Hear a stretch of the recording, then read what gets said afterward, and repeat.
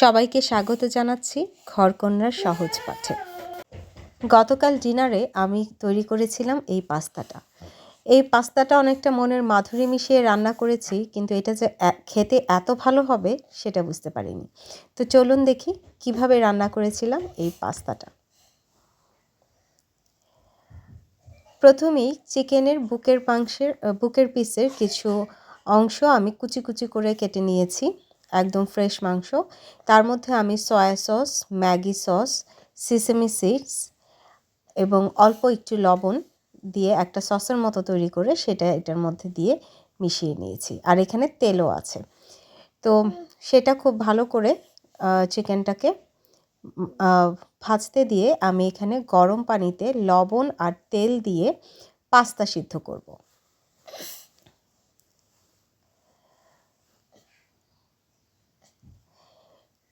এই রান্নাটা করতে কিন্তু খুব বেশি সময় লাগে না, কারণ চিকেন সব আমার আগে থেকেই প্রিপেয়ার করা থাকে।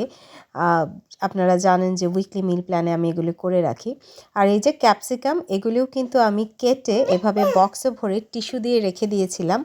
তাতে করে দেখতে পাচ্ছেন একদম ফ্রেশ আছে প্রায় সপ্তাহখানেক ধরে।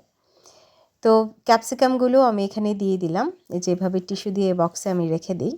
তারপর সেগুলি আবার ভালো করে মিশিয়ে কিছুক্ষণ আবার সতে করে নিচ্ছি। চিকেন কিন্তু অলরেডি এখানে সিদ্ধ হয়ে গেছে। তো মনে হচ্ছিল তেল কম, তাই আরও একটু তেল আমি দিয়ে দিলাম। সেটা মিক্স করে তারপর টমেটো সস দিয়েছি। টমেটো সস কিন্তু অনেকখানি দিয়েছি, প্রায় 1 কাপের মতো। এর কারণ হলো আমি প্রায় 500 গ্রাম পাস্তা রান্না করব, যেহেতু ডিনারের জন্য একটু হেভি।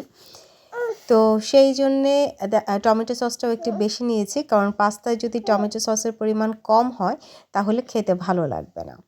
তো এই তো এটা রেডি হয়ে গেছে।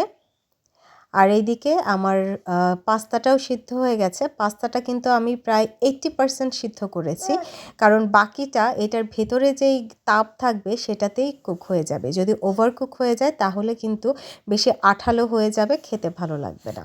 আর আমি এটা নামিয়ে আবার একদম ঠান্ডা পানি দিয়ে খুব ভালো করে ধুয়ে পানি ঝরিয়ে নিয়েছি।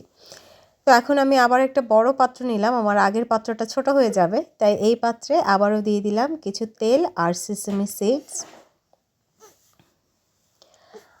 আর দিয়ে দিচ্ছি কিছু কুচি করা রসুনটার ফ্লেভারটা যখন এই তেলের সাথে মিশে যাবে কিছুক্ষণ ভাজার পরে আমি দিয়ে দিলাম সেই পাস্তাগুলিও আর একটু মিক্স করে নিচ্ছি। মিক্স করা হয়ে গেলে এই চিকেনগুলি আর ভেজিটেবলের যে এইটা আমি করেছিলাম সেটা আমি এখানে মিশিয়ে দিচ্ছি। এটা কিন্তু একদম বলা যায় যে ব্যালেন্সড একটা খাবার হয়েছে, কারণ এখানে প্রচুর ভেজিটেবলস আছে, গাজর আছে, ফুলকপি আছে, যেগুলি আমি দুপুরবেলা একটা সবজি রান্না করেছিলাম সেইটা আমি এখানে আবার মিক্স করে দিয়েছি।